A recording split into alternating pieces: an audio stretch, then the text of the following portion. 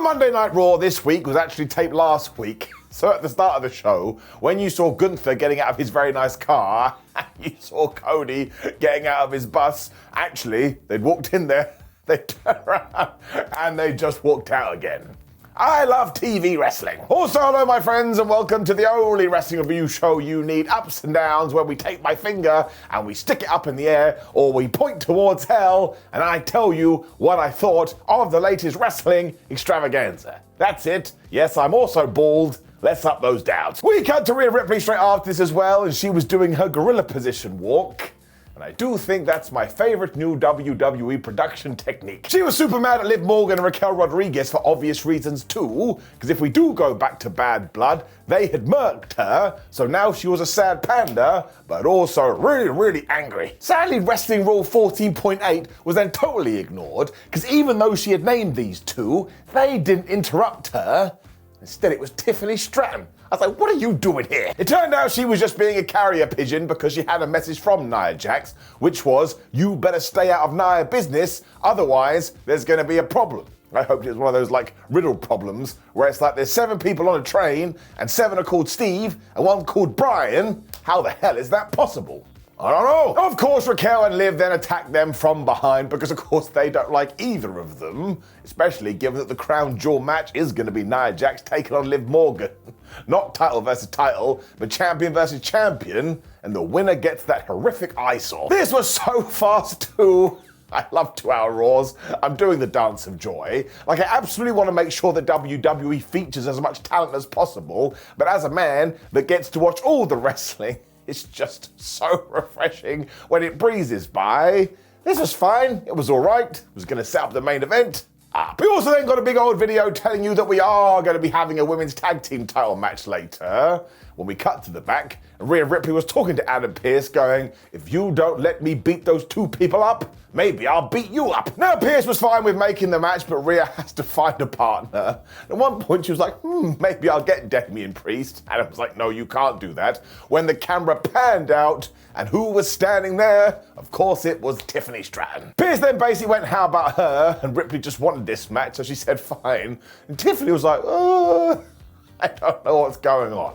So I must say, I do find her very entertaining. But then saw Lash Legend and Jakara Jackson in the front row of Raw, so it kind of feels like they've just been called up to the main roster with no hoopla when it was time for that women's tag team title match. Now, I actually thought this was really good, and I hope that WWE has seen this too, because for the first time in a while, those championships feel like they mean something. So let's capitalize on this and not throw it in the bin. And also saw Jade Cargill and Bianca Belair taking on Damage Control, and Io Sky and Kairi Sane were not mucking around, and almost instantly they were doing a bunch of dives. Sky then felt like she should go deal with Bianca Belair, but instead got super speared, which nobody wants. When eventually Kairi and Jade Cargill got tagged in, they started throwing some fisticuffs. Now, we were playing this as good guy versus good guy, so it's pretty balanced, but at one point Cargill grabbed Kairi, and my gosh, she gave her a powerbomb of doom. Io stopped that at the 1-2-ooh, which is when Jade was like, well, now I'm going to throw my own partner onto you, Sane.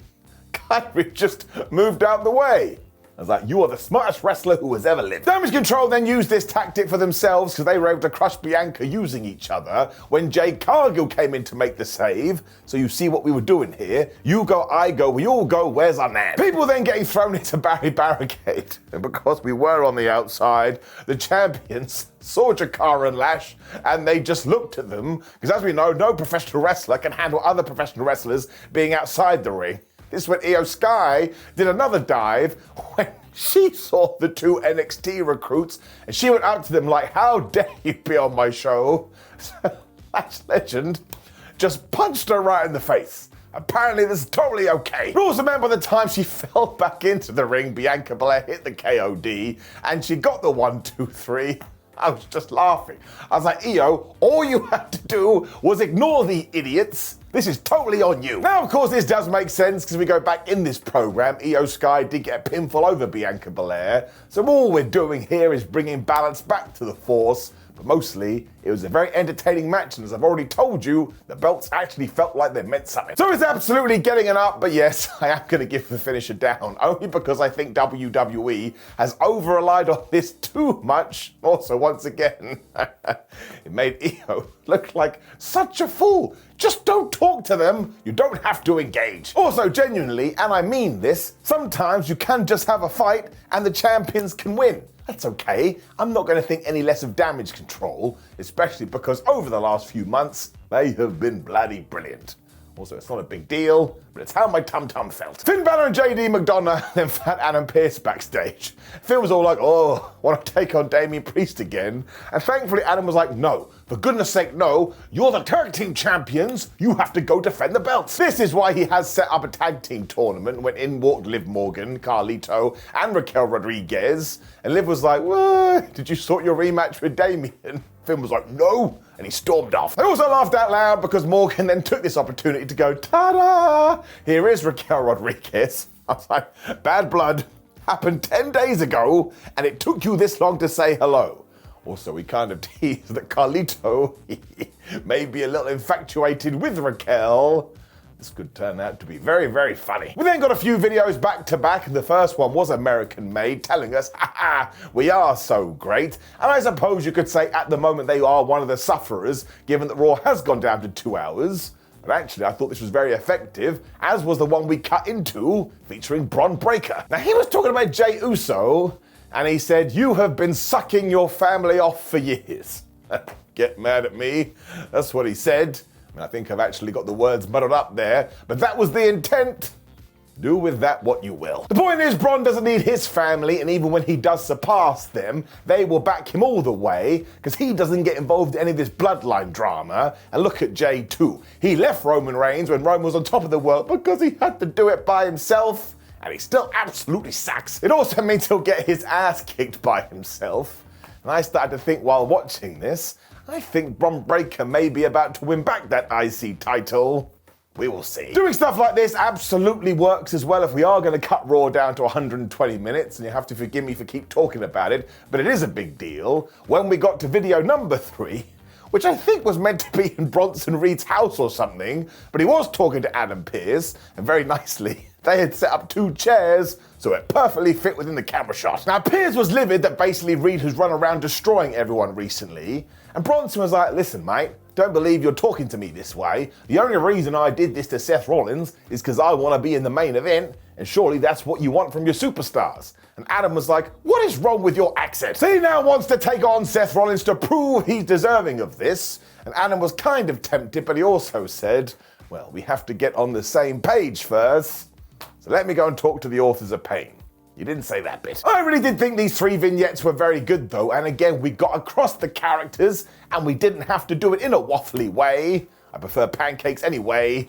Giving it an up. When the War Raiders were back on Raw, goodbye Vikings. And WWE made this super clear as well, because they came out with Vikings on the screen, and then it turned to war, which means they must have gone to the production people and said, listen, if you don't do some hoity-toity stuff with that production, we're gonna kick your ass. Amazingly too, they murdered the Alpha Academy. I mean, it was basically a squash. It really can't have gone longer than 2 minutes, and Eric and Ivar even stopped Otis doing the caterpillar. And that's basically offensive. You may as well insult somebody's mother. He did get whacked with a spinning heel kick though, so shout out to Chun-Li when they grabbed Tozawa and gave him this slam splash thingamajig that looked like it killed, and they pinned him. And we even got to Maxine Dupree, who was doing the whole, she couldn't believe it. This was also part of that tag team tournament that Adam Pearce had set up. So I'm starting to think the War Raiders may become the tag team champions. Listen, they were so damn good here. Do it, man.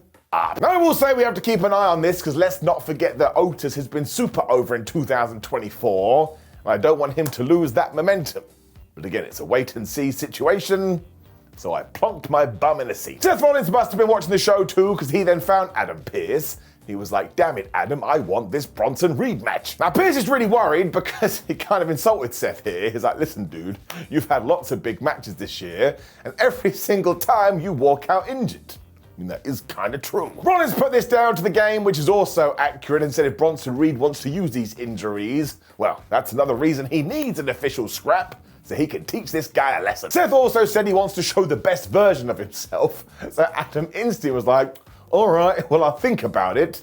This guy is so easily turned. When it was time to build for Crown Jewel, I'm still not into this stupid, ridiculously sized belt. And the rumor this week is that as soon as we are past that pay-per-view, no one's gonna talk about it anyway. So it's like we've gone back to WWE 2019. Cody Rhodes was out though, and he called himself a wrestling and sports entertainment traditionalist. I've been thinking about that all morning.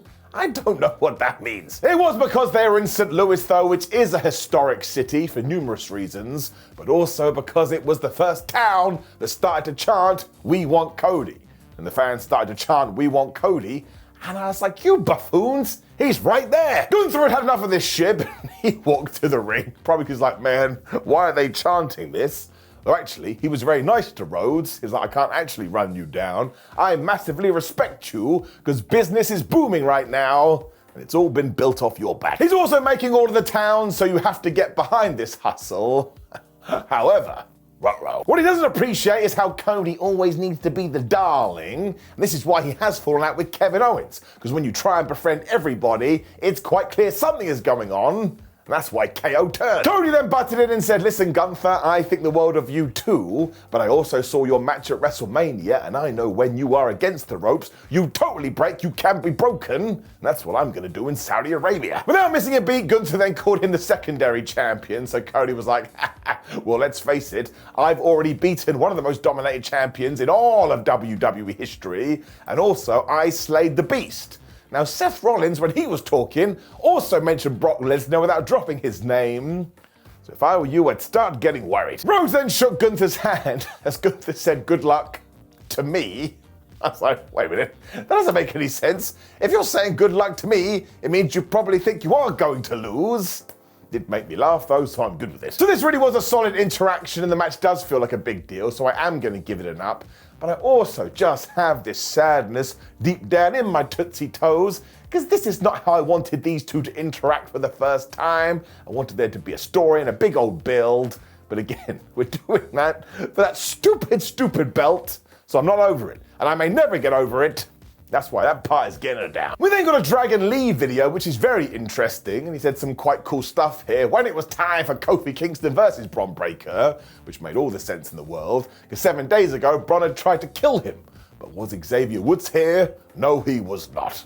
Damn. Now Breakker flew out of the box here and whooped Kingston for a while when Kofi was like, wait a minute, I'm the babyface, and he used all his good guy powers to get back into this, and he even hit SOS. 1-2-0. He was definitely building up for the trouble in paradise too when he got tempted by Teen the Turnbuckle and he climbed up there when he went for a flying nothing. It's always a terrible idea. You should probably try and do some sort of a move because Bron Breakker caught him, suplexed him halfway across the ring when he hit his I'm going to hit the ropes many a time and give you a spear maneuver thingamajig. 1, 2, 3. I mean, it went longer than that, but it did feel kind of dominating. Now, it was here when Xavier did arrive to check on his friend. So Breakker was like, well, that was stupid of you, and he whooped that guy's ass, and just as he was about to spear him, thankfully here came Jey Uso. And as always, he gets such a big pop. Jey made sure to slam him with a kick that was super too when he also went to check on the New Day.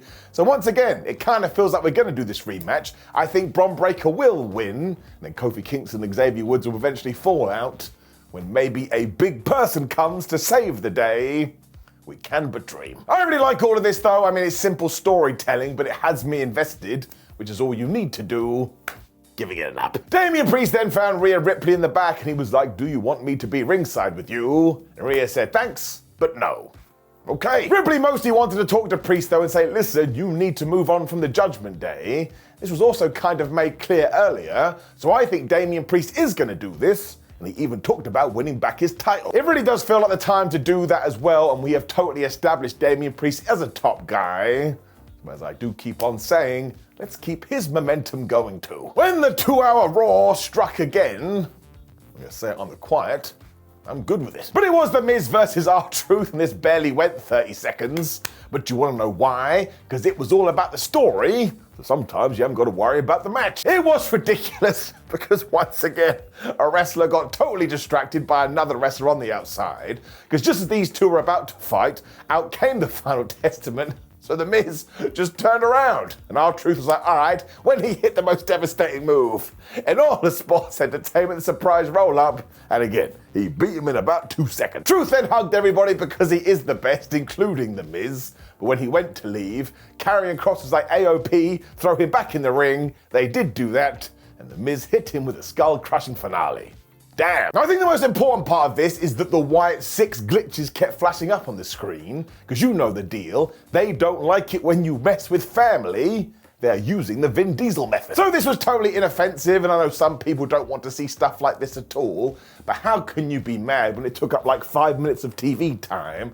And also, The Miz and R-Truth's careers have been so good, I think they deserve this off tenure alone, and I enjoyed it.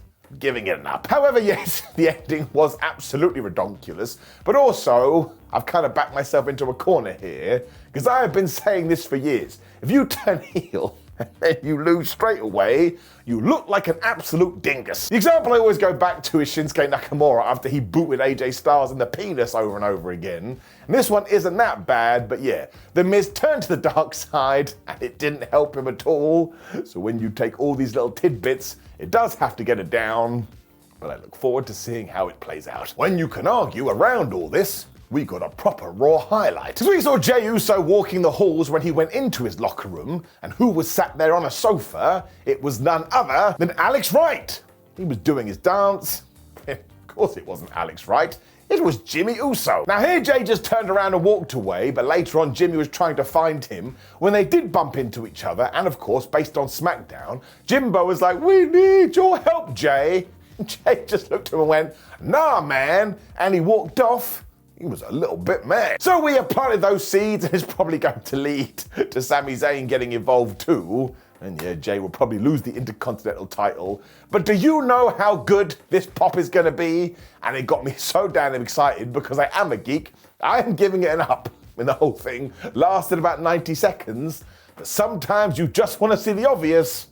And that is number one. And yes, I know the bloodline drama has been going on since 1912, but I don't care about that.